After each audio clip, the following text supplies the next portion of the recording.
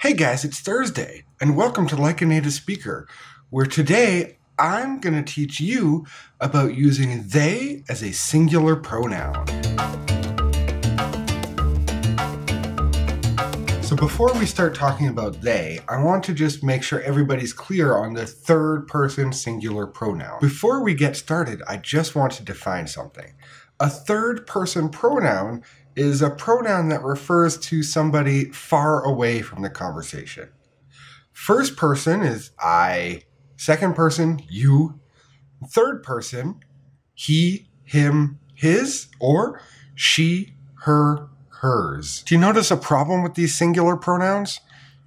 They're all gendered. So if all our pronouns are gendered, what do we do if we don't know the gender or don't care about the gender?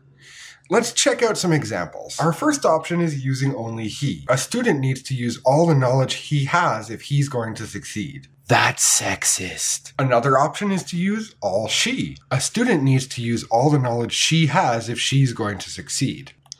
That's still sexist. Another option is switching using he or she. A student needs to use all the knowledge he has if she's going to succeed. This one's okay, but a little awkward, don't you think? Another option is using he or she for every situation. A student needs to use all the knowledge he or she has if he or she is going to succeed.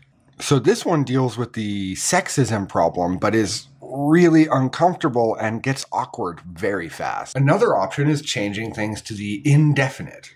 For example, a student needs to use all the knowledge one has if one is going to succeed. This sounds incredibly stiff and formal, and almost nobody would talk like this. It sounds like you think you're better than the student, like, yes, if one is going to succeed, yes. This is where they can be useful. A student needs to use all the knowledge they have if they are going to succeed. Now, in that last example, I used they and their. You can also use them for this kind of situation. And this is what I mean by using they as a third person singular pronoun. Of course, most of you are familiar with this pronoun as plural, talking about more than one thing.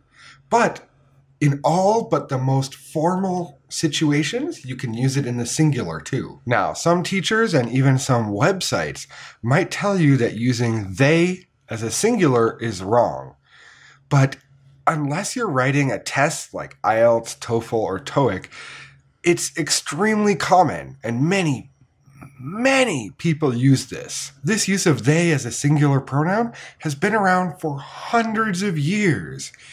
Even the master Englishman, William Shakespeare, used it. 'Tis meet that some more audience than a mother, since nature makes them partial, should overhear the speech. This is a quote from Shakespeare's play, Hamlet, made in 1599. You can find many other examples of this in famous English literature starting back in the 16th century. Using they in the singular is extremely common, and I would be careful if you're going to use it on a test. In almost all other situations, it's completely acceptable and usually considered the best alternative to using only he or only she, or he or she, he or she, he or she, none of which really suit the purpose very well. Alright guys, I hope you enjoyed this video, and if you have any questions, please put them down in the comments. I'll be happy to answer them. And as always, thank you for subscribing, and I'll see you next time.